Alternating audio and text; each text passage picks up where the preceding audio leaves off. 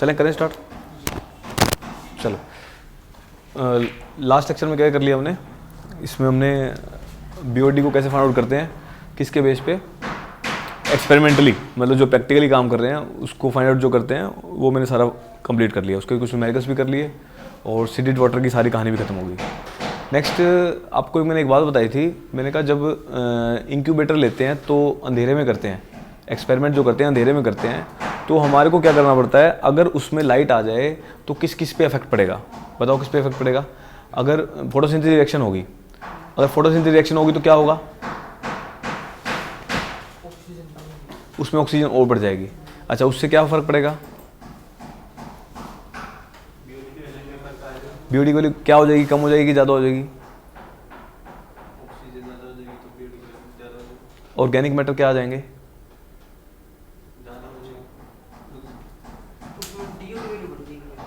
D की value बढ़ जाएगी। अच्छा हाँ, डिजोल्व ऑक्सीजन बढ़ गई। अगर डिजोल्व ऑक्सीजन बढ़ गई तो जितनी ऑक्सीजन डिजोल्व होगी मतलब उतनी कंज्यूम होगी, जितनी ऑक्सीजन कंज्यूम करी उसने वो आ गई, ये कंज्यूम वाली ऑक्सीजन आ गई। मतलब एक तो फोटोसिंथेसिस से भी कंज्यूम कर ली, एक एरेटेड वाटर से भी कंज्यूम कर ली। जितनी ज़्यादा कंज्यूम करेगा उतनी ज़्यादा ऑर्गेनिक मैटर खत्म हो जाएंगे, जितनी ज़्यादा ऑर्गेनिक मैटर खत्म हो जाएंगे तो बीओडी की वैल्यू कितनी आ जाएगी, बीओडी की वैल्यू कितनी ज़्यादा आ जाएगी, एक्चुअल से ज़्यादा आ जाएगी, एक्चुअल से ज़्यादा आ जाएगी ना। बीओडी की वैल्यू क्या आ जाएगी, नहीं, बीओडी की वैल्यू कितनी आ जाएगी, बीओडी मतलब बायोकेमिकल ऑक्सीजन डिमांड, ऑक्सीजन की डिमांड कितनी हो जाएगी, कम हो जाएगी ना। डिमांड तो डिमांड कम हो जाएगी, प्रेजेंस ज़्यादा हो जाएगी, डिमांड कम हो जाएगी। अगर डिमांड कम बता दी आपने, उससे क्या होगा, उससे क्या होगा, आपने ऑर्गेनिक मैटर को गलत रिपोर्ट कर दिया, समझ रहे हो बात। तो बीओडी कम है, इससे ऑर्गेनिक मैटर पूरे खत्म ही नहीं होंगे, तो क्योंकि कंजप्शन आपने कम बता दी ना, तो ये इससे एरर आ जाएंगे। तो वो सारी चीज़ें एक नोट डाल के लिख लो, खत्म कर देते हैं इसको। चलो लिखो, नोट डालो, नोट डालो। Generally 300 ml sized bottle, generally 300 ml size bottle are used for the incubation, are used for the incubation, are used for the incubation, and all the sources of light, and all the sources of light must be, and all the sources of light must be excluded from the incubator, must be excluded from the incubator, from the incubator, and it leads to the photosynthesis reaction, it leads to the, अगर होती है तो that must be excluded, if ऐसे लिखो, if it occurs, leads to the photosynthesis reaction,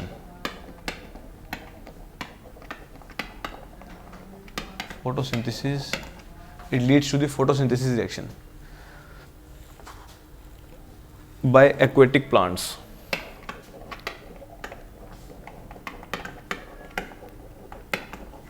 by aquatic plants।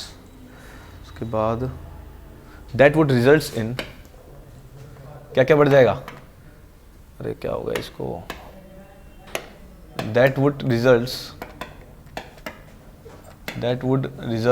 क्या क्या बढ़ जाएगा, डिजोल्व ऑक्सीजन बढ़ जाएगी। अब दो जगह से डिजोल्व ऑक्सीजन आ गई, तो एडिड वाटर से और फोटोसिंथेसिस से डिजोल्व ऑक्सीजन क्या हो जाएगी, बढ़ जाएगी, एंड ऑक्सीजन की डिमांड क्या हो जाएगी, डिजोल्व बीओडी क्या हो जाएगी, लेस देन एक्चुअल लिख दूं, लेस देन एक्चुअल, ये लो लिख लो इसको।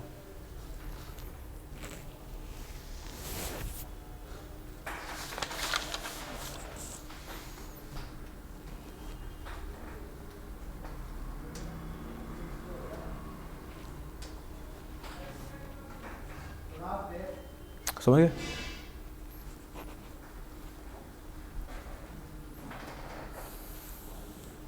इसका मतलब क्या बोल सकते हो, अगर बीओडी कम बता दी तो इनकम्प्लीट ट्रीटमेंट होगा।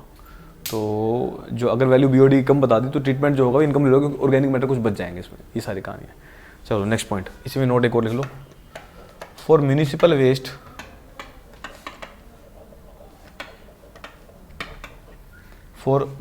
वेस्ट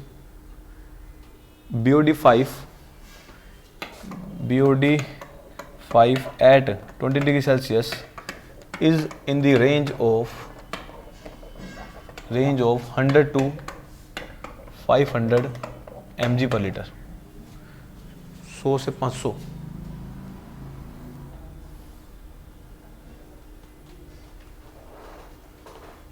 हो गया। लाइट होगी ना सर इसमें म्युनिसिपल वाले में, तो किसमें? म्युनिसिपल कॉर्पोरेशन वाले करते हैं जो पेट में। हाँ म्यूनिसिपल जो करते हैं तो उसमें क्या है, लाइट वगैरह तो प्रेजेंट होगी सर, इतना बड़ा प्लांट लगाएंगे वो ये थोड़ी है, इसके अंदर थोड़ी करते हैं। प्लांट लगाते तो ये उसमें ओपन में थोड़ी होता है बीओडी टेस्ट। बीओडी टेस्ट तो सैंपल का होता है यार, उस सैंपल का बीओडी निकालेंगे भी कितनी ऑक्सीजन की नीड है इससे। वो थोड़ी ओपन में ही थोड़ी करने लग जाएंगे उसके अंदर। तो क्या कहानी है, कहीं मैंने टेस्ट सैंपल लिया अभी कितने मिलियन लीटर्स ले रखा है, तो वहाँ थोड़ी लेंगे वो। तो ये प्रैक्टिकल है, ये प्रैक्टिकल की भी कितनी ऑक्सीजन की डिमांड है इस आने वाले वेस्ट वाटर के अंदर। अच्छा क्यों निकालते हैं बीओडी? बीओडी क्यों निकालते हैं? नहीं, जितनी जरूरत है डिकम्पोजिशन के लिए वो निकाल ली। हो सकता है इसके अंदर ऑर्गेनिक मैटर बहुत ज्यादा हो तो उसको डायरेक्टली डिस्पोज नहीं कर पाते हम, तो डायरेक्टली डिस्पोज नहीं करते, उससे पहले एक इतना ट्रीटमेंट कर देते हैं ताकि उसको डिस्पोज कर सकें, उसका नुकसान ना हो सके उसमें। ये बात है ऑर्गेनिक मैटर की कंसंट्रेशन निकालने के लिए। Ultimately oxygen equivalent to organic matter, oxygen equivalent to organic matter. भाई कितने ऑर्गेनिक मैटर हैं उसके इक्विवेलेंट कितनी ऑक्सीजन की डिमांड है, ऐसा बोल सकते हो। जैसे अपन ने नंबर ऑफ ग्राम इक्विवेलेंट्स बोला था, याद है? वो सारी कहानी है, समझ गए ना। चलो नेक्स्ट, अब ये सारी कहानी होगी। अब मैथमेटिकल कैलकुलेशन करना है। नेक्स्ट टॉपिक डालो, बीओडी कैन बी कैलकुलेटेड या computed, can be computed mathematically, can be computed mathematically. BOD compute कर सकते हैं मैथमेटिकली भी।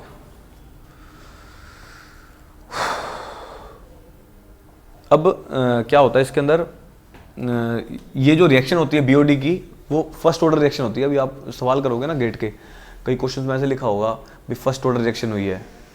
जो रिएक्शन होती है वो फर्स्ट ऑर्डर होती है। इसमें फर्स्ट ऑर्डर का मतलब ये होता है भी change in organic matter with respect to time. Change in organic matter जो है वो डिक्रीजिंग है, मतलब होता भी है टाइम के साथ साथ। टाइम के साथ साथ ऑर्गेनिक मैटर क्या होते हैं, टाइम के साथ साथ कम होते जाते हैं। तो वो अल्टीमेटली उसने कंसंट्रेशन बताई है change in organic matter with respect to time. Time बढ़ता जाएगा, ऑर्गेनिक मैटर क्या होते जाएंगे, कम होते जाएंगे। तो ये फर्स्ट ऑर्डर रिएक्शन है इसकी, समझ गए। तो इसके बाद अगर लिख दें तो और क्या लिख सकते हैं, mathematically by considering the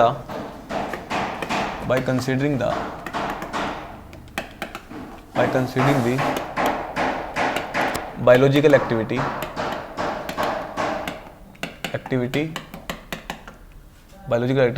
having first order reaction, और इसको कर रहा हूँ बंद थोड़ा सा यार।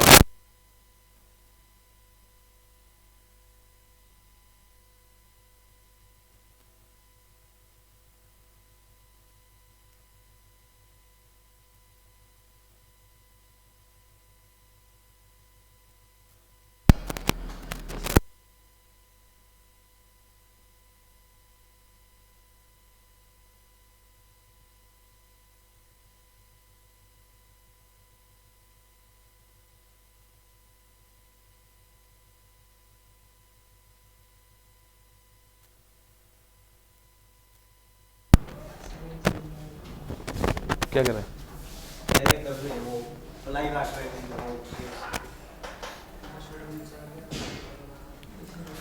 चलो अब फर्स्ट ऑर्डर रिएक्शन का मतलब लिखवाऊं क्या?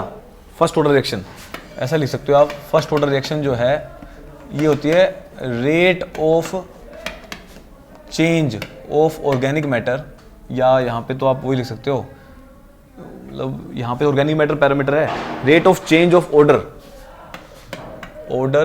Proportional to its parameter. मतलब यहाँ पे जो उसी के पैरामीटर के अराउंड प्रोपोर्शन होता है उसको फर्स्ट ऑर्डर रिएक्शन बोलते हैं। मतलब जो चेंज आ रहा है यहाँ पे, जो चेंज है वो पैरामीटर के क्या है, प्रोपोर्शनल है। जितना चेंज ऑर्गेनिक मैटर में आएगा उसके प्रोपोर्शनल, वो सारी चीजें क्या है, प्रोपोर्शनल है, उसको फर्स्ट ऑर्डर रिएक्शन बोलते हैं। मतलब अल्टीमेटली मैं उसको स्टार्ट करने के लिए एक रेफरेंस ले रहा हूँ, जो फर्स्ट ऑर्डर रिएक्शन है DLT डिवाइड बाय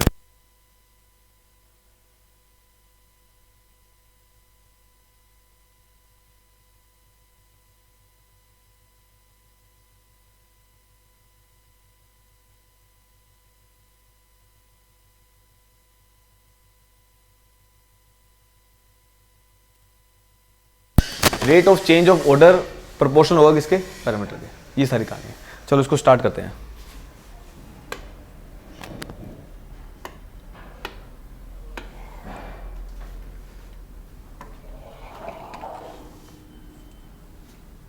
इसको ग्राफिकली शो कर रहे हैं।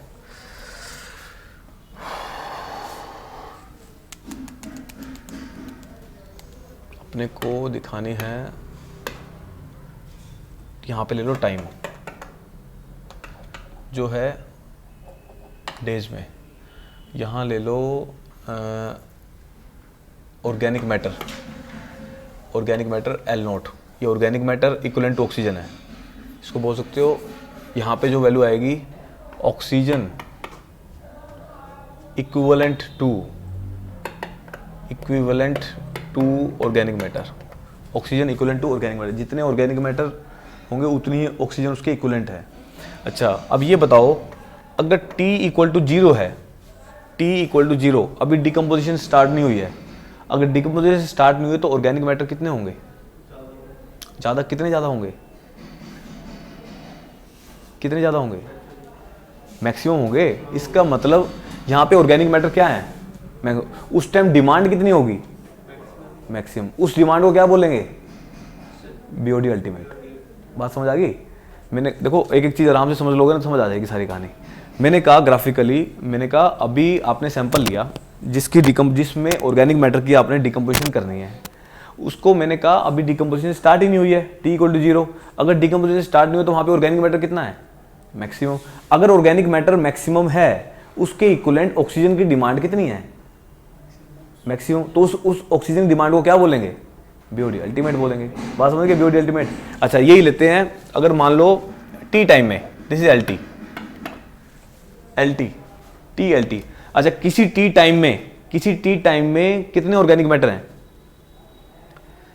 किसी T टाइम में कितने ऑर्गेनिक मैटर हैं। अल्टीमेटली मैं बोल सकता हूं भी T टाइम में कितनी डिमांड होगी ऑक्सीजन डिमांड की। मतलब किसी डिकम्पोजिशन स्टार्ट हो चुकी है, T टाइम मतलब 5 मिनट हो चुके हैं उसको, या 5 दिन, LT मतलब 5 दिन ले लो, 5 दिन हो चुके हैं। 5 दिन के बाद कितने ऑर्गेनिक मैटर हैं या कितनी ऑक्सीजन की डिमांड है, वो ये लिखानी है, यहाँ पे लिख दिया मैंने। ठीक है। दूसरा नेक्स्ट बताया, इसकी जो क्या बोलते हैं, ऑर्गेनिक मैटर क्या होते हैं, टाइम के साथ क्या होते रहते हैं, डिक्रीज होते हैं। और कैसे डिक्रीज होते हैं, एक्सपोनेंशियली डिक्रीज होते हैं। वो भी आपको बताऊंगा इक्वेशन से। तो एक्सपोनेंशियली का ग्राफ कैसे बनता है, ये बताया, एक्सपोनेंशियली का ग्राफ होता है। तो एक्सपोनेंशियली ग्राफ ये है, तो इसके कॉरस्पॉन्डिंग ये क्या आ जाएगी, दिस इज द टाइम, इसके अकॉर्डिंग आ जाएगा। ये मेरी, ये बना लो। उसका एक एक चीज मेंशन करते हैं, यहीं पे खत्म करते जाएंगे जो पढ़ो से बना लो ये।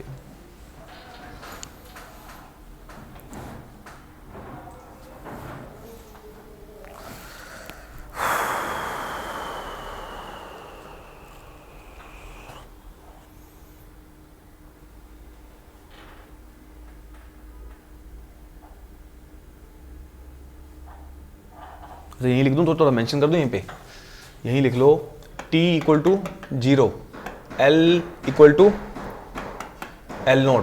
इसका मतलब है मैक्सिमम ऑर्गेनिक मैटर।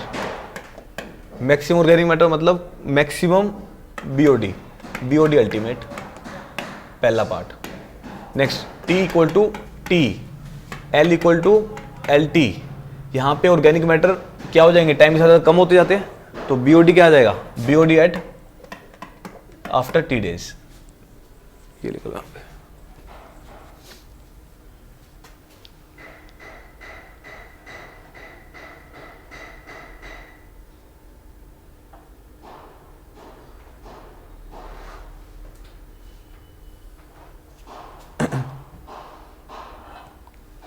हो गया? टी टाइम के बाद बीओडी टी लिख रखा है, बीओडी अल्टीमेट, यहां लिख दो क्या, बीओडी अल्टीमेट। अब ठीक है, अब यूज करूंगा ये, अब यूज करूंगा इसको। अच्छा, अब यहां पे इस पॉइंट पे थीटा कितना होगा, इस पॉइंट पे थीटा, दिस इज स्लोप, इस पॉइंट पे स्लोप भी तो होगा, इस पॉइंट पे स्लोप होगा थीटा एट टी, स्लोप भी तो होगा।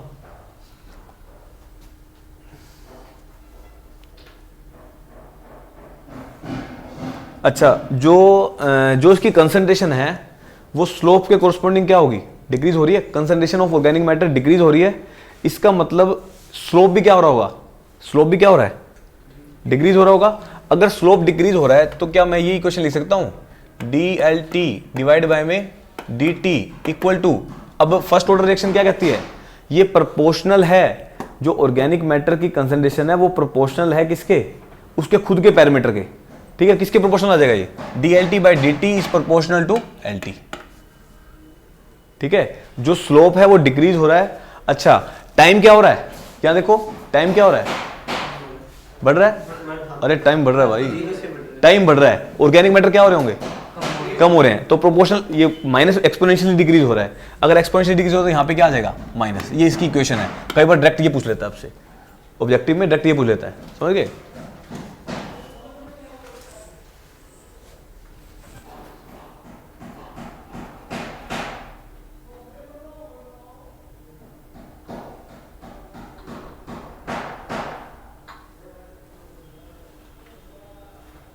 हो गया, चलो अब इसको क्या करते हैं हम, प्रोपोर्शनैलिटी हटाने के लिए D L T divide by में डी टी, प्रोपोर्शनैलिटी हटाने के लिए माइनस के इंटू में एल टी, प्रोपोर्शनैलिटी हटा दी, ठीक है। अब मुझे क्या करना है, अब जो मुझे इसका इंटीग्रेशन करना है, मुझे ये वैल्यू निकालनी है ना, दोनों तरफ इंटीग्रेशन कर दो, नेक्स्ट स्टेप में ले लेता हूँ, D L T divide by में D T equal to minus K into में एल टी, डी टी उधर चला जाएगा, D L T integration equal to minus K integration L T into में डी टी, ठीक है। अब साथ में ले लूँ क्या, के डी टी, ठीक है, हो जाएगा। इस एल टी को नीचे ले जाओ, इस एल टी को नीचे ले जाओ, लोग बनाना ना मुझे, इस एल टी को नीचे, ये सही था, एल टी रह जाएगा, डी टी यहाँ रह जाएगा, इसके नीचे एल टी आ जाएगा। अच्छा, इसकी कंसंट्रेशन टाइम कितना है, पहले time equal to zero, zero से लेके एल टी तक, जीरो से लेके एल टी तक ले रहा हूँ, ठीक है, या ले लो एल टी की वैल्यू, ठीक है, चल जाएगा। अब जीरो से लेके टाइम की, ये टाइम है, टाइम का कंसंट्रेशन कितना है इसके कोरस्पॉन्डिंग, टाइम का यहाँ आएगा ना, टाइम की वैल्यू कितनी है यहाँ पे जीरो, यहाँ पे कंसंट्रेशन कितनी आएगी टी टी टाइम में, एल टी आएगी टाइम की, हाँ टी की, टाइम इक्वल टू जीरो, और यहाँ पे कितना आ जाएगा, T equal to T equal to T आ जाएगा, टी इक्वल टू टी। यहाँ पे कंसंट्रेशन, यहाँ पे जब टाइम इक्वल टू जीरो है तो एल की वैल्यू कितनी आ जाएगी, एल नोट आ जाएगी ना, सो एल नोट यहाँ पे किसी आ जाएगी, एल टी आ जाएगी। बात समझ गए, मतलब जीरो टाइम है तो maximum organic matter L note, ultimate BOD जहाँ पे टी इक्वल टू टी है यहाँ पे एल टी आ जाएगा। अच्छा, D L T by L T क्या होता है, इसका इंटीग्रेशन किसके इक्वल होता है, इसका integration D L T by L T किसका होता है, इक्वल होता है, एल एन आ जाता है ना, एल एन लोग नहीं आ जाएगा क्या, लोग ऑफ एल टी। चलो यहाँ लिखो L N of L T, limit put करेंगे एल जीरो से L T equal to K D T, K into में क्या आ जाएगा डी टी का टी हो जाएगा, टाइम जीरो से टी, ये वैल्यू जीरो से टी। चलो अब एल एन एल टी, अब इसकी लिमिट पुट करो, लिमिट क्या होगी, एक बार तो एल टी आ जाएगा यहाँ पे, एल टी की जगह एक बार एल नोट आ जाएगा, तो इसका मतलब L N L T minus L N L naught, ऐसे ही होगा, upper limit minus lower limit, यहाँ पे वैल्यू कितनी आ जाएगी, के इंटू में टी, माइनस बाहर चल रहा था भैया, माइनस भी आएगा, पीछे माइनस कर लेना।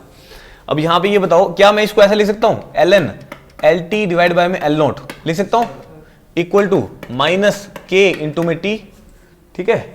अच्छा, एल टी डिवाइड बाय में एल नोट, ये लोग वहां पे जाके क्या हो जाएगा, ये एल एन वहां जाके क्या हो जाएगा, ई रेस टू पावर, अगर लोग होता तो 10 हो जाता है, यहाँ पे एल एन है तो ई हो जाएगा। यहाँ वैल्यू कितनी आ जाएगी, ई raise to power minus K into में टी, ये कहानी हो जाएगी, 10 आ जाता। अभी वहां भी आऊंगा, इसको कन्वर्ट करके दिखाऊंगा सारा, ई रेस टू पावर। तो एल टी की वैल्यू कितनी आ गई आपकी, एल टी की वैल्यू कितनी आ गई, L naught into E raise to power minus K into में टी, ये आ गया organic matter in T time.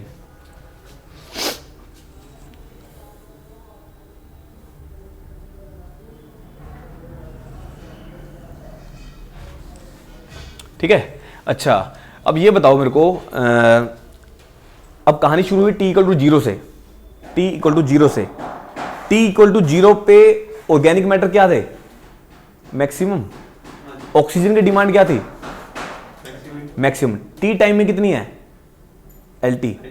अगर मैं कहूं कितनी ऑक्सीजन कंज्यूम होगी, टी इक्वल टू जीरो से लेके जीरो से टी तक कितनी कंज्यूम होगी, एल नोट माइनस में एल टी, समझ आई आपको। मैंने कहा टी इक्वल टू जीरो है, जीरो पे डिमांड कितनी है ऑक्सीजन की, बीओडी अल्टीमेट, अल्टीमेट है मतलब एल नोट, एल नोट को मैंने बीओडी, ये एल नोट को बीओडी अल्टीमेट बोला है मैंने, उसके कोरस्पॉन्डिंग ऑर्गेनिक मैटर है, समझ गए। तो मैक्सिमम मतलब बीओडी अल्टीमेट है। अच्छा, बीओडी अल्टीमेट टी टाइम में कितनी है, एल टी, कितनी ऑक्सीजन कंज्यूम होगी जीरो से लेके टी टाइम में, एल नोट माइनस में एल टी, ठीक है। तो बीओ कितना लिख दूं यहाँ पे, ऑक्सीजन कंज्यूम्ड, सो बीओडी कंज्यूम्ड किसके इक्वल आ जाएगा, एल नोट माइनस में एल टी। कंज्यूम्ड कितने दिन में, स्टैंडर्ड लेते हैं 5 दिन के अंदर, 5 दिन के अंदर। तो BOD 5 at 20 degree Celsius equal to L naught minus में वैल्यू कितनी आई है, L naught E raise to power minus K into में टी, यही होगी वैल्यू। यहाँ एल नोट कॉमन ले लो, एल नोट कॉमन ले लो, एल नोट कॉमन 1 माइनस में ई रेस टू पावर माइनस के टी, ये मेरा फॉर्मूला बन गया, बीओडी 5 एट 20 डिग्री सेल्सियस, ये लिख लो। बीओडी कंज्यूम्ड आ गई, कितनी ऑक्सीजन कंज्यूम हुई टी टाइम के अंदर, टी तो 5 हो गए, हाँ टी 5 हो गया, हाँ वो कर लोगे आप, वो कर लोगे, के कांस्टेंट, अभी आ रहा हूँ, अभी आ रहा हूँ, उसकी पूरी बड़ी कहानी है, उसको शुरू करते हैं अभी।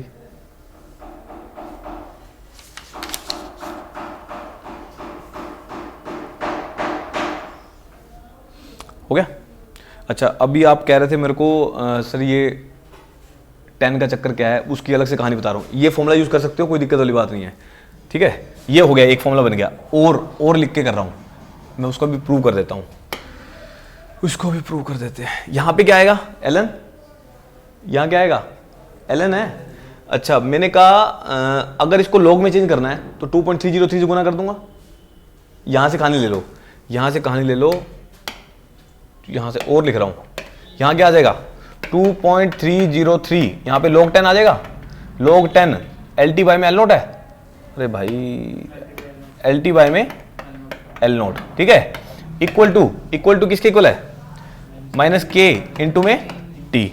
अच्छा, जब ये log 10 है, जब ये log 10 है, यहाँ पे क्या आ जाएगा 10 रेज़ टू पावर, आगे समझ में, यहाँ log 10 था, वहाँ पे 10 रेज़ टू पावर हो जाएगा।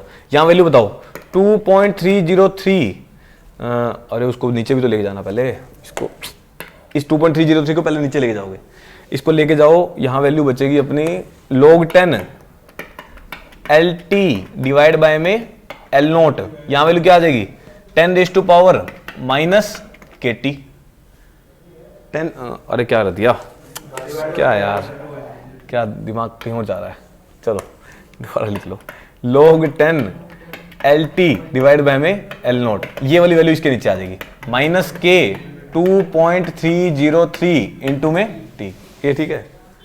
चलो ये चीज बतानी थी आपको। अच्छा, अब log 10 लेके जाना आपने, अब इसको डिवाइड पहले कर लो, k डिवाइड बाय, अब इसको, ये भी एक कांस्टेंट बनेगा, इसको मैं क्या कर दूंगा k डिवाइड बाय में 2.303, इसको लिख देंगे k d, इसको k d लिख देंगे। अब इसकी वैल्यू होगी k d। अच्छा, वैल्यू किसके इक्वल आ गई यहाँ पे, ये आ गई अपनी log 10 LT डिवाइड बाय में L naught equal to KD into में T। अब वहां ले जाओ, LT डिवाइड बाय में L नोट माइनस चल ही रहा है, LT divide by L naught 10 raise to power minus KD into में T, ये वैल्यू आ गई। सो LT की वैल्यू कितनी आ गई, L नोट गुना में 10 raise to power minus KD into में T, ये L नोट है। अब 10 टू ना कर देना गलती से, राइटिंग ऐसी है मेरी, L नोट, ये लो, ये ठीक है, ये वैल्यू बन गई। अब आप मेरे को कह रहे हैं बीओडी कंज्यूम निकालनी है, सेम वैल्यू आएगी, जैसे मर्जी सोल्व कर लेना, जैसे आपको इजी लगे। बीओडी कंज्यूम किसके इक्वल आ जाएगी, 5 दिन में at 20 degree Celsius. So value हो जाएगी अपनी L नोट 1 माइनस में 10 raise to power minus KD into में T, ये आ जाएगा। ठीक है, अब KD क्या है वो टेम्परेचर पे डिपेंड करता है, KD एट 20 डिग्री सेल्सियस कर दूंगा, ये मेरा फॉर्मूला बन गया, डिराइव करा दिया ये। मैं अगर किसी को नहीं समझ आ रहा, कोई दिक्कत है, याद किसी को नहीं रहेगा, फॉर्मूला याद करना है, कोई प्रॉब्लम नहीं है, कहीं किसी को दिक्कत नहीं आएगी। ये इसलिए प्रूव कराया था ताकि ये कंसेप्ट क्लियर हो जाए, भी कहना क्या चाह रहा है ये, बीओडी कंज्यूम्ड है, ये क्या क्या चीजें हैं। ठीक है, लिख लो इसको, पीछे करूँ क्या, चलो जिसने नहीं लिखा लिख लो आराम से।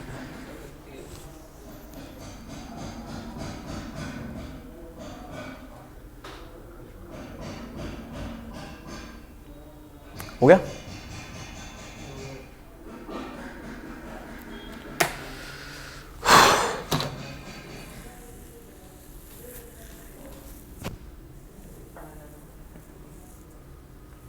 आज क्या करना है, हाइड्रोलॉजी स्टार्ट करनी है।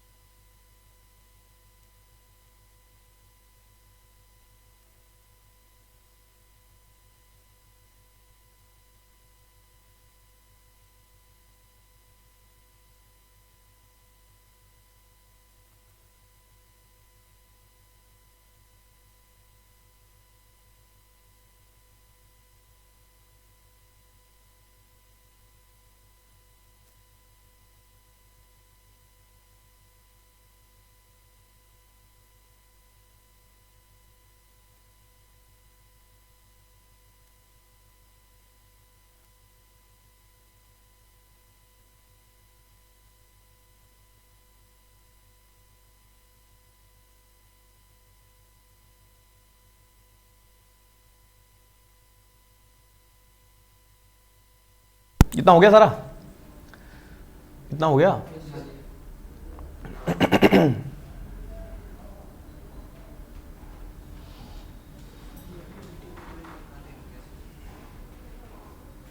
अब डिफरेंस बताता हूँ वर्ड में, अभी तो मैंने सेम करके बताया है।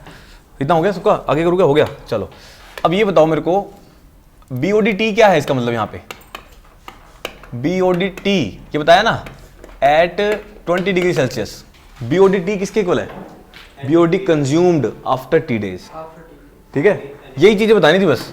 BOD sorry oxygen consumed, oxygen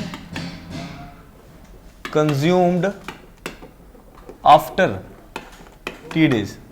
कहते T दिन के बाद कितनी ऑक्सीजन कंज्यूम करी T दिन में, समझ लो T दिन के अंदर।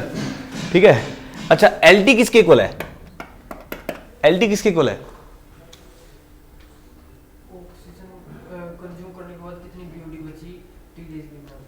ऑक्सीजन कंज्यूम करने के बाद कितनी BOD बची, उसको LT बोलेंगे। ठीक है, so oxygen remaining after T days.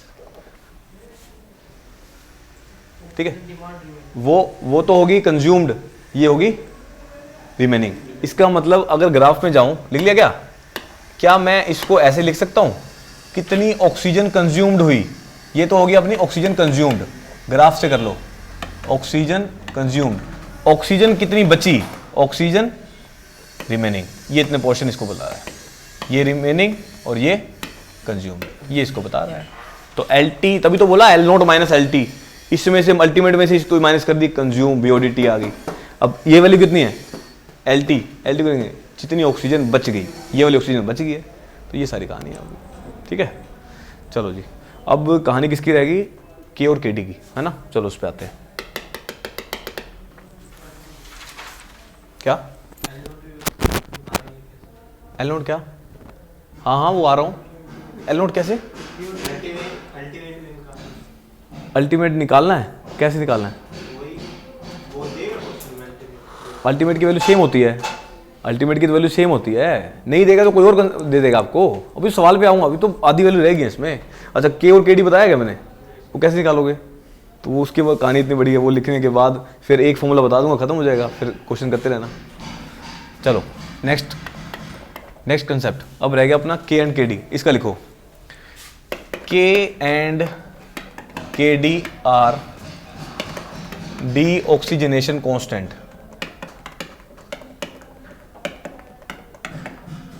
K and Kd are deoxygenation constant at base E and at base 10 respectively,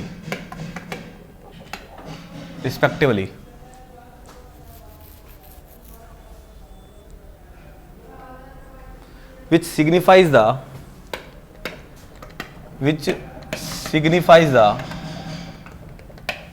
rate of BOD, which signifies the rate of BOD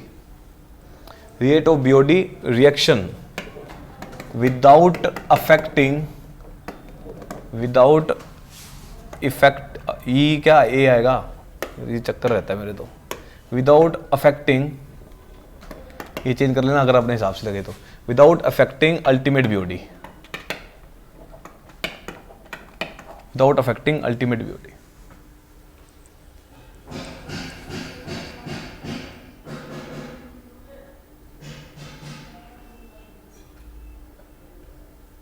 ठीक है, देखो क्या मतलब इसका, कहता है के और के डी क्या होता है, रेट ऑफ BOD रिएक्शन, मतलब किस रेट से ऑर्गेनिक मैटर डिकम्पोज हो रहे हैं उसको बोलते हैं के और के डी। किस रेट से, अगर मैंने बोला के और के डी की वैल्यू ज्यादा है, इसका मतलब जल्दी ऑर्गेनिक मैटर डिकम्पोज हो रहे हैं, और without affecting the ultimate BOD, मतलब उसकी क्वांटिटी पे कोई इफेक्ट नहीं आना चाहिए। के और के डी मतलब रेट ऑफ बायोलॉजिकल रिएक्शन बोल सकते हो, रेट ऑफ ऑक्सीजन कंज्यूम्ड बोल सकते हो, किस रेट से ऑक्सीजन कंज्यूम हो रही है। जितनी ज्यादा वैल्यू होंगी ऑर्गेनिक मैटर उतने जल्दी डिकम्पोज होंगे, रेट बता रहा है ये बात, समझ गए। मतलब इसका कहने का मतलब क्या है, किस रेट से ऑर्गेनिक मैटर खत्म हो रहे हैं और डिकम्पोज हो रहे हैं, तो उसको के और के डी की वैल्यू ज़्यादा, तो वो क्या आ जाएगी, रेट ऑफ डिकम्पोजिशन क्या आ जाएंगे, ज़्यादा आ जाएगी। तो ये रेट को डिफाइन करता है के, ठीक है। तभी बोलते हैं डी ऑक्सीजनेशन कॉन्स्टेंट, रेट होता है वैसे, डी ऑक्सीजन रेट कॉन्स्टेंट होता है वैसे, जो मतलब अगर रेट लिख लोगे तो आसान हो जाएगा, समझना आसान हो जाएगा। ये भी लिख लो, रेट लिख लो, डी ऑक्सीजन रेट, इसी में बात समझ हो जाएगी सारी। चलो नेक्स्ट पॉइंट लिखो, इसमें इसमें क्या लिखते हैं, type of organic matter for simple, ना सीधा भी नहीं लिख सकते, इसमें कहाँ से शुरू करें। हाँ लिखो, the value of these constant, the value of these constants depends upon type of organic matter, type of organic matter is either simple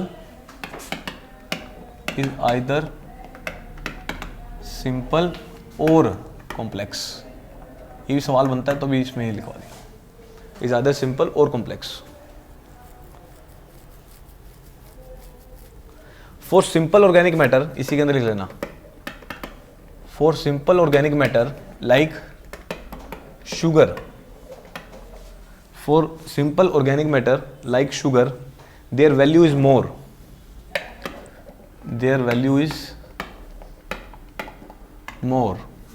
next for complex organic matter like phenol, the value is less,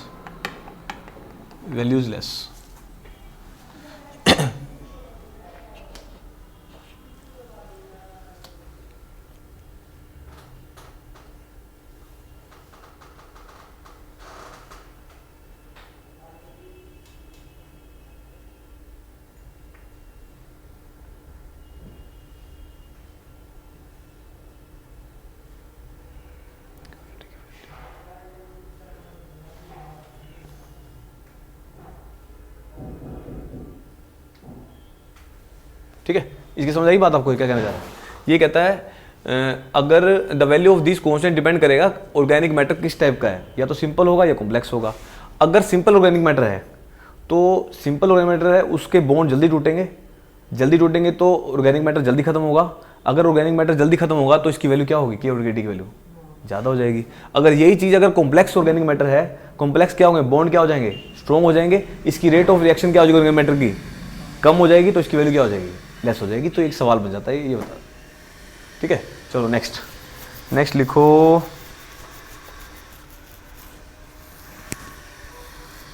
with increase in temperature, तीसरा note,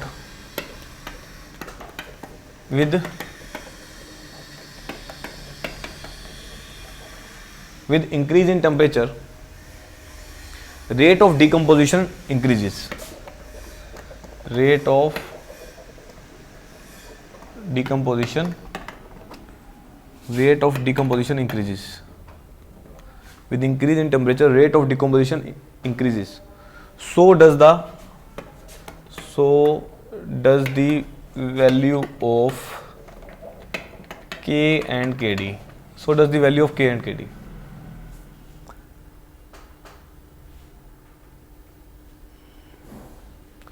which at any other temperature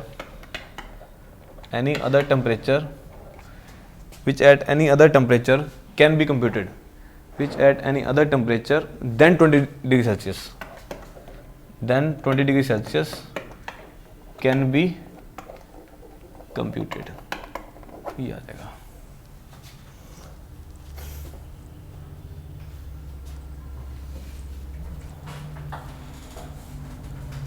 ठीक है, इसके लिए कुछ values हैं वो लिख लो उसमें।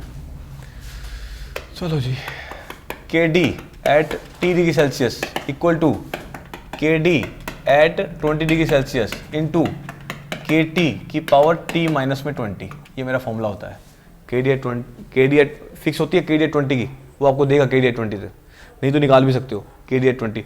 मतलब बी ओ डी जो अपन निकालते हैं, B O D 5 at 20 degree Celsius, वहाँ से के डी एट 20 डिग्री सेल्सियस ऊपर होता है, वो वैल्यू दे देगा आपको। नहीं देगा, दूसरे टेम्परेचर में निकालना है, इससे निकालेंगे, इस फॉर्मूले से। अब इसके लिए मैं लिखवा देता हूँ आपको के टी की वैल्यू। के टी की वैल्यू आपको मैं डायरेक्ट भी लिखवा देता हूँ, 1.047 होगा अगर टेम्परेचर ग्रेटर देन और इक्वल टू 20 डिग्री सेल्सियस है। ठीक है, पहले हम डायरेक्ट लिखवा देते थे 1.047, अब के टी की वैल्यू 1.047 होगी, टी की वैल्यू ग्रेटर देन और इक्वल टू 20 डिग्री सेल्सियस है, और के टी की वैल्यू 1.057 होगी, 1.057 होगी जब 10 डिग्री से लेके टेम्परेचर होगा 20 डिग्री तक, इन दोनों के बीच में होगा। तो 1.056 है भाई, ये 6 कर लो।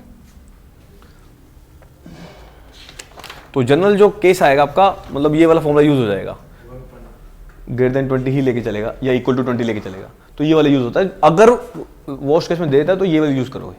तो इसका मतलब फॉर्मूला क्या हो गया, इसका फॉर्मूला हो गया के D at T degree Celsius, कोई भी टेम्परेचर हो सकता है, 27, 28 जो भी हो, equal to K D at 20 degree Celsius into 1.047 की पावर टी माइनस में 20, ये वैल्यू आ जाएगी। अब टी मतलब 20 से ज्यादा, अब 20 से ज्यादा के लिए फॉर्मूला ये, तभी तो 20 में से माइनस होगा। 21, 22, 23, 24, 30 भी दे रखा है, 30 माइनस 20 आ जाएगा यहाँ पे, 30 माइनस 20। अगर 30 पे निकालना है, के डी एट 30 डिग्री सेल्सियस 20 पे होगी ना होगी, तो ये मेरा फॉर्मूला बन गया। This is the basic formula. लो जी, लिख लो, ये सारी कहानी खत्म हो गई इसकी। हो गया। नेक्स्ट कुछ वैल्यूज लिख लो इसके लिए भी,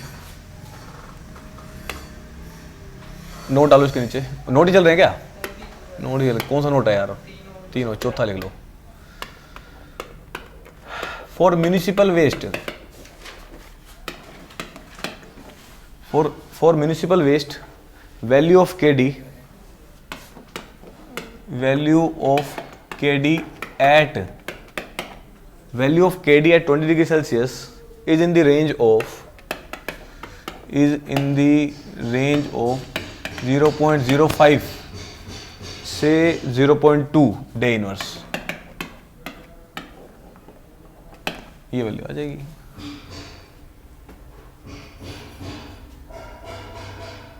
ये सारी कहानी है।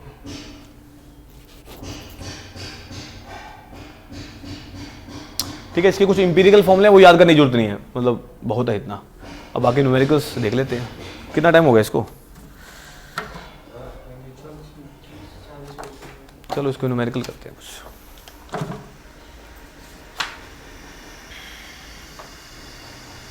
और ये भी लिखवा दूं, चलो ये कहानी और लिख लो, एक कहानी इसके अंदर चाहिए, पांच और नोट बना दो इसके नीचे। अब आपका फॉर्मूला बताओ क्या आया है? BODT, यही होगा BODT। यहां पे क्या था? This is L note BODT, मतलब 5 दिन का L नोट इंटू में 1 माइनस में 10 रेज़ टू पावर माइनस में KD इंटू में T, माइनस KD इंटू में T। अब एज्यूम करते हैं किसके लिए? For BOD 5, T equal to 5 लेके चलते हैं हमेशा, मतलब time equal to 5, T equal to 5 days, time equal to 5 days always. Assume करते हैं KD की वैल्यू, assume KD is 0.1 day inverse, क्योंकि जो पावर में होता है वो डायमेंशनलेस होता है। T की वैल्यू किस में होती है? डे। KD की वैल्यू किस में होगी? Day inverse. KD की यूनिट क्या होगी? Day inverse. इसकी वैल्यू जूम कर लेते हैं, कितनी? 0.1 डे इनवर्स। अब ये भी कुछ इंपेरिकल फॉर्मूला से आती है, पर मैं आपको बता नहीं रहा, उसमें ज़्यादा हो जाएगा, समझ रहे हो? सीधा बता दिया। Assume KD equal to 0.1 day inverse आ जाएगा। वैल्यू पुट करो। BOD 5 निकालना, BOD 5 एक बार कैलसी निकालो। BOD 5 यहाँ पे लिखो, BOD अल्टीमेट 1 माइनस में 10 raise to power minus 0.1 into में 5। इसको सोल्व करो, कितनी आ रही है? उस वाली को सोल्व करो।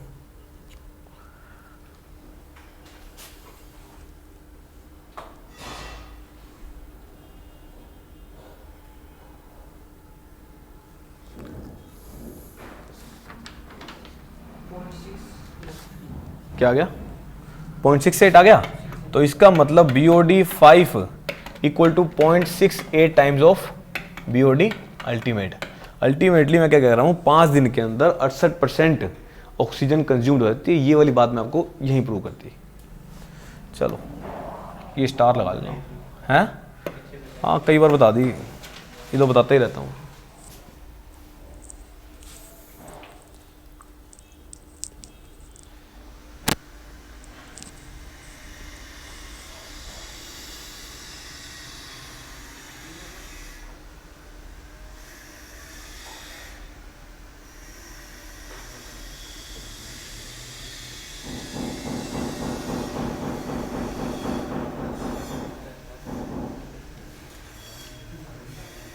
हो गया? अच्छा अब ये देखो, 5 दिन में जितनी डिकम्पोजिशन होनी थी होगी, उसके बाद डिकम्पोजिशन धीरे धीरे डिक्रीज, मतलब ऑर्गेनिक मैटर धीरे धीरे कम होते हैं। ऑर्गेनिक मैटर डिक्रीज तो होते हैं टाइम के साथ, बट बहुत धीरे धीरे डिक्रीज होते हैं।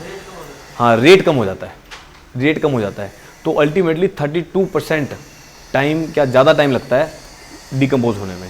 तो उसको हम कैलकुलेट ही नहीं करते। वो लिख सकते हो लिखना चाहो तो, बट मैं बताना चाह रहा हूँ कि 32% ज़्यादा टाइम लगने जाता है एक 5 दिन के बाद। 5 दिन में जितनी रेट होती है वो ज़्यादा होती है, 5 दिन के बाद एक्सपोनेंशियली डिक्रीज होती है। वो बताया था ना, वो एक्सपोनेंशियली, तो इसलिए बताया था वो डिक्रीज होने लग जाती है। लिख लो इसके नीचे एक पॉइंट और, लिखना चाहते लिख लो, लिखवा देते हैं। चलो 32% more time, 32% more time because as organic matter decreases, as organic matter decreases decomposition reduces, decomposition reduce होती जाती है एक्सपोनेंशियली।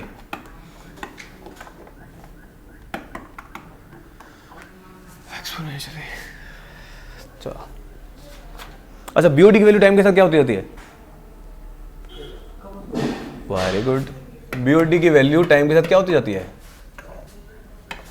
टाइम बढ़ रहा है, टाइम बढ़ रहा है, ऑर्गेनिक मैटर खत्म हो रहा है, ऑक्सीजन की decomposition, oxygen consumed BOD, oxygen की डिमांड, ऑर्गेनिक मैटर खत्म होते जा रहे हैं, ऑक्सीजन की डिमांड कम होती जाएगी। ठीक है, तो इसकी क्या है, टाइम के साथ BOD क्या होती जाएगी? डिक्रीज होती जाएगी।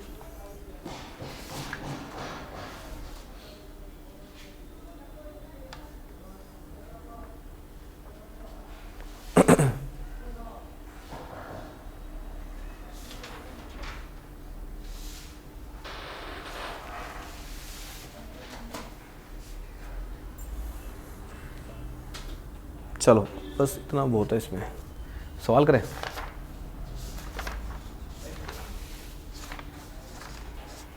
देखो क्वेश्चन, एक क्वेश्चन लिख लेते हैं। क्या हो गया? क्वेश्चन लिखिए, कैलकुलेट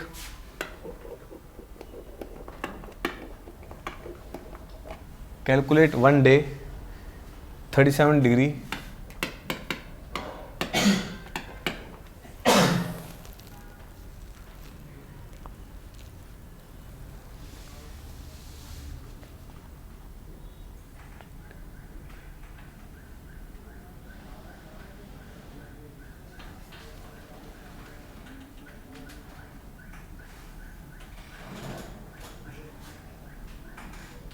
चलो कोई बात नहीं। Calculate the 1 day 37 degree BOD of waste calculate the 1 day 37 degree BOD of waste water sample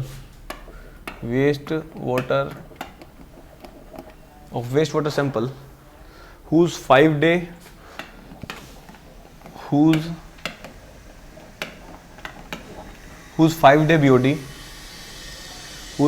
day BOD at 20 degree Celsius is 100 mg per liter. KD at 20 degree Celsius is 0.1 day inverse. करिए।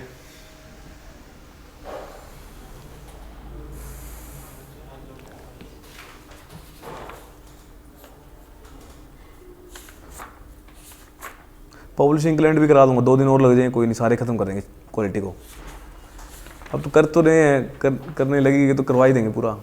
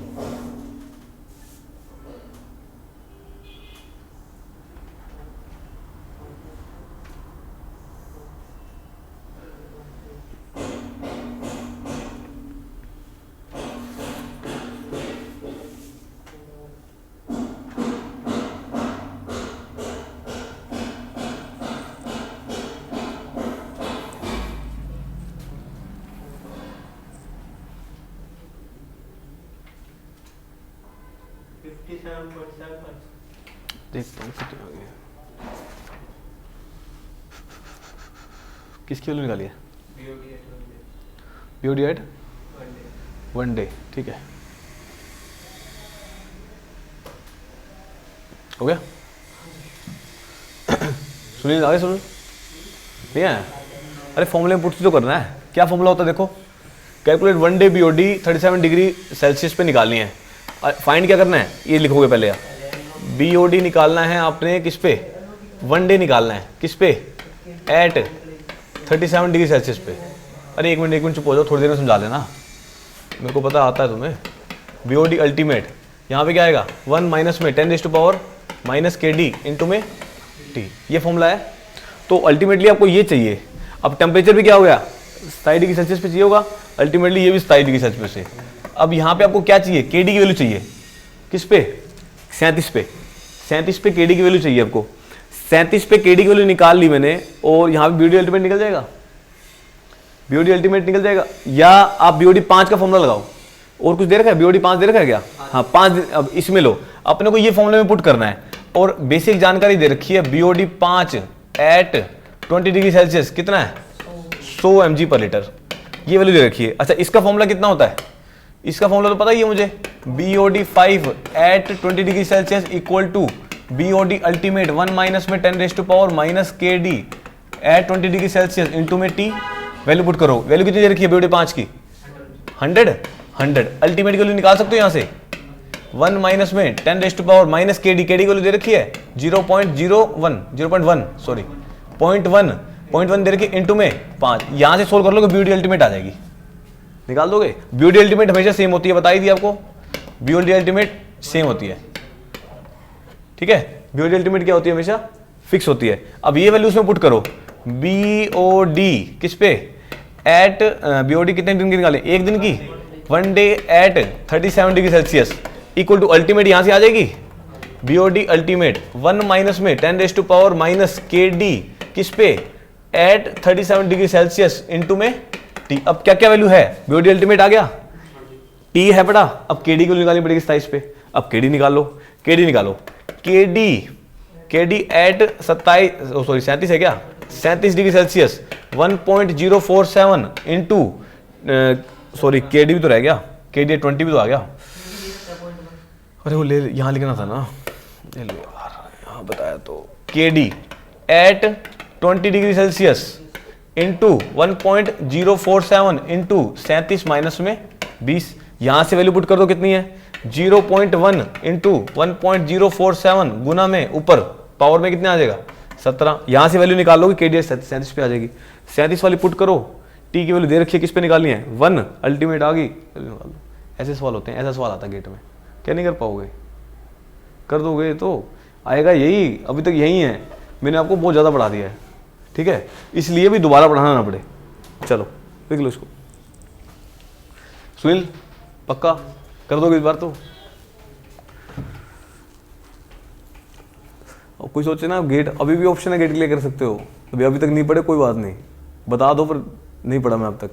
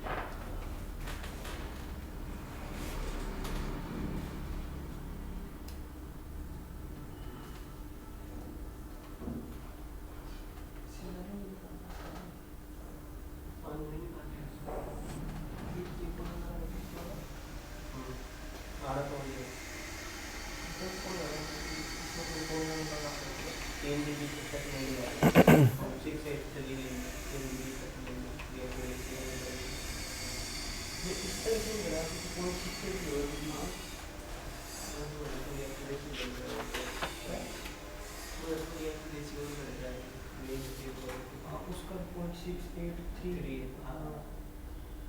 ठीक है।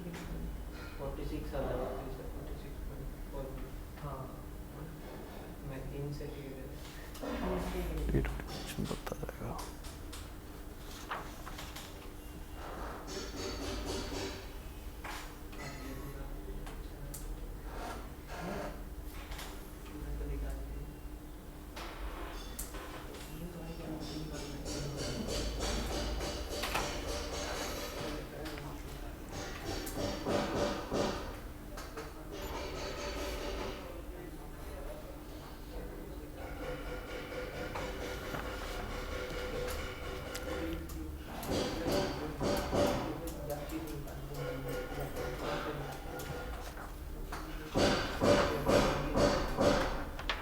Ratio भी रह गया, हो गया।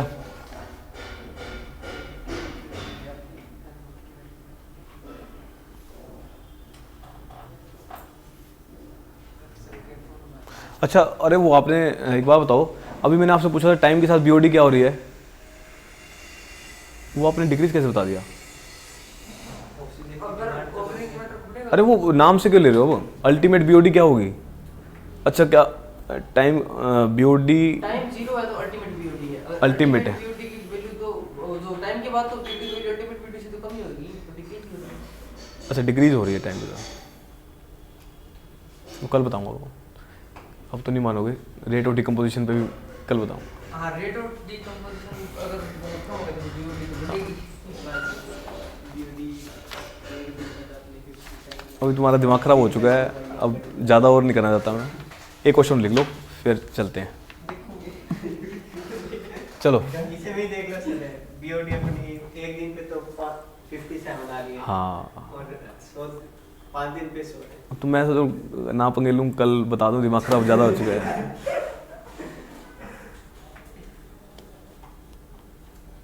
अभी ना इसी की ग्राफिकल एनालिसिस आनी है, कल ही आएगी वो, तो कल ही पता लग जाएगा। वो रेट ऑफ डिकम्पोजिशन तो छोड़ दिया, सीधा ही बता दिया।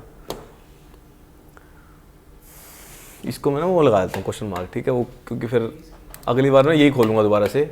ये आपने बताया ना मेरे को, ये कल डिस्कस करेंगे मैं ना। चलो क्वेश्चन लिखो एक और, नेक्स्ट क्वेश्चन लिखो। BOD at 20 degree Celsius,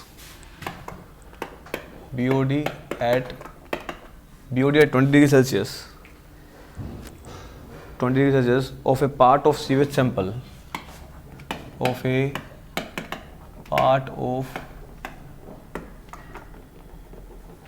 part of sewage sample is 150 mg per liter, is 150 mg per liter. At what temperature, ये गेट का क्वेश्चन है, at what temperature the other part of same sample, the other part of same sample, other part of same sample shows the same BOD, shows the same BOD in 2.5 days। ये सवाल घर से कर लेना, ठीक है, हो जाएगा, कोई ऐसी वाली बात नहीं है, बस कैलकुलेशन है थोड़ी सी ज़्यादा, करवाना है तो करवा देता हूँ।